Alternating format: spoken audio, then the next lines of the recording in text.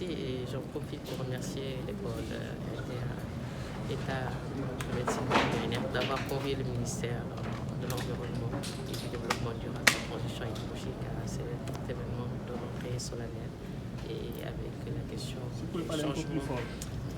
des changements climatiques comme thématique.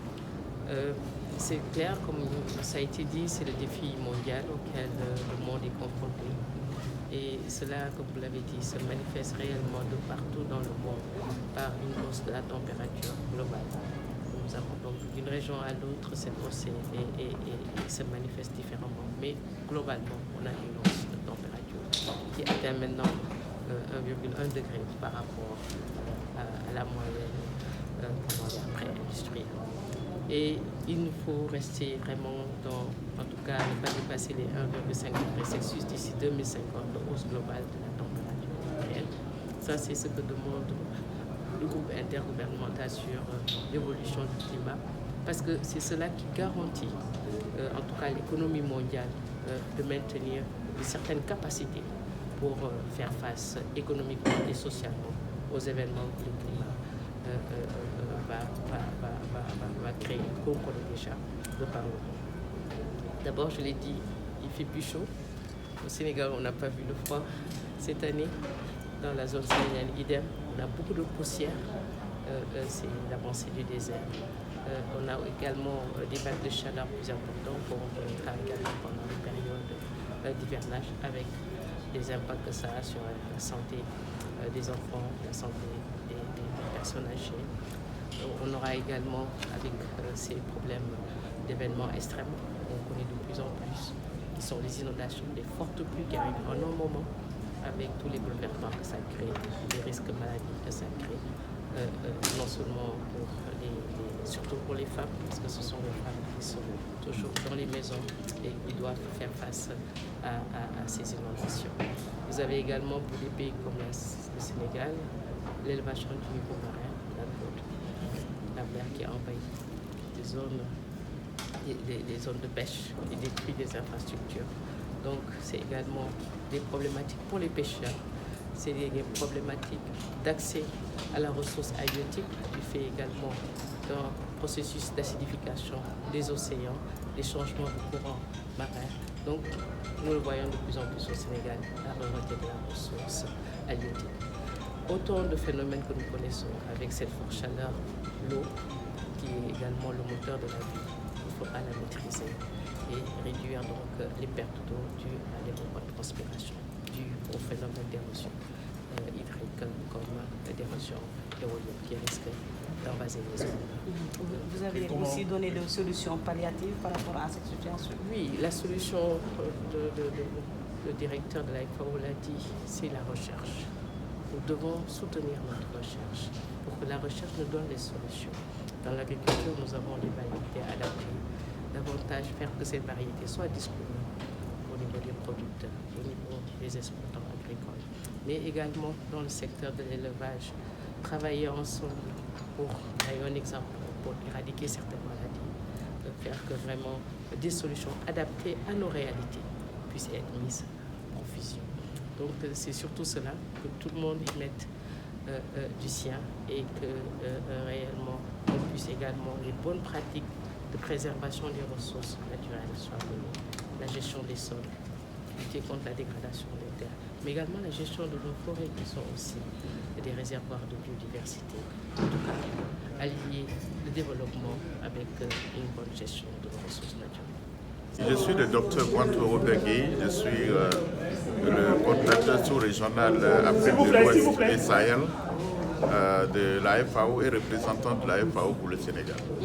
Vous avez fait tout à l'heure une analyse situationnelle de l'agriculture en Afrique face aux défis sanitaires et environnementaux. Qu'est-ce qu'il faut faire pour relever ces défis-là? Alors, comme j'ai dit tout à l'heure, pour faire l'agriculture, on a besoin de trois choses importantes.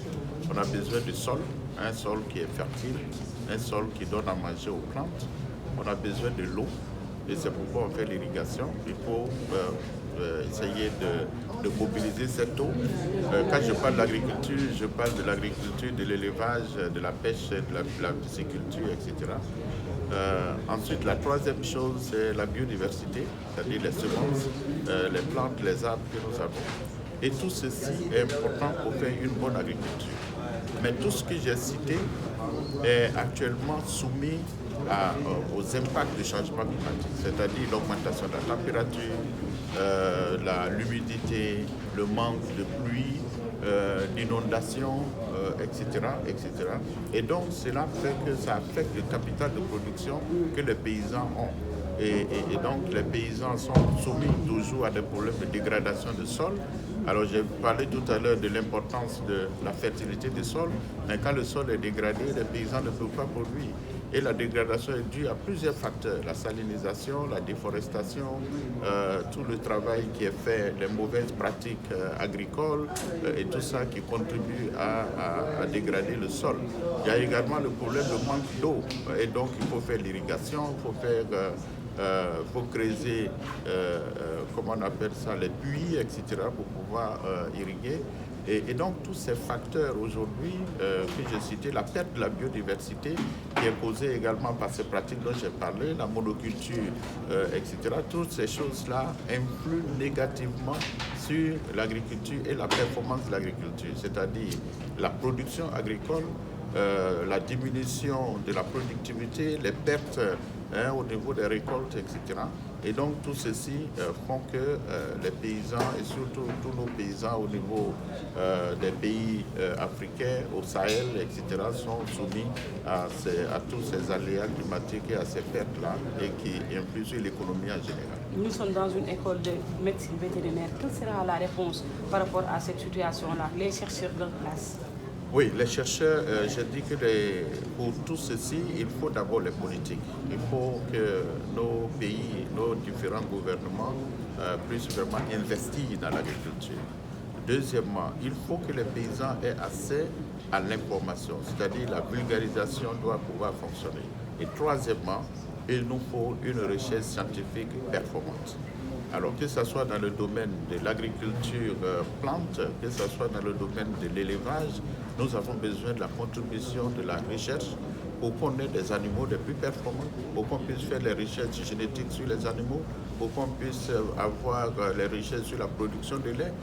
Quelqu'un disait tout à l'heure qu'on produit, on a beaucoup d'animaux ici, mais combien de quantités de fromage on fait? Et donc il faut transformer également. Et donc pour nous, l'innovation est importante. Nous ne pouvons pas transformer notre agriculture, nous ne pouvons pas moderniser notre agriculture si nous n'innovons pas. Et donc il faut qu'on innove et donc la recherche devient très très importante. Et les écoles comme votre école deviennent vraiment essentielles parce que vous avez le rôle, ici nous disons le rôle de former des élèves, des étudiants, mais également de former les Africains de demain qui vont prendre des décisions, etc. Alors j'avais parlé tout à l'heure, je vous avais parlé tout à l'heure du fait que pour avoir une nutrition équilibrée, il faut intégrer tout ce que nous avons comme approche. Et donc aujourd'hui, la FAO met l'accent sur l'approche d'une seule santé qui va intégrer la santé animale, la santé humaine et l'environnement. Et donc, quand on met tout ceci ensemble, ça nous permet de trouver des solutions idoines pour les problèmes qui sont posés aujourd'hui à notre nutrition.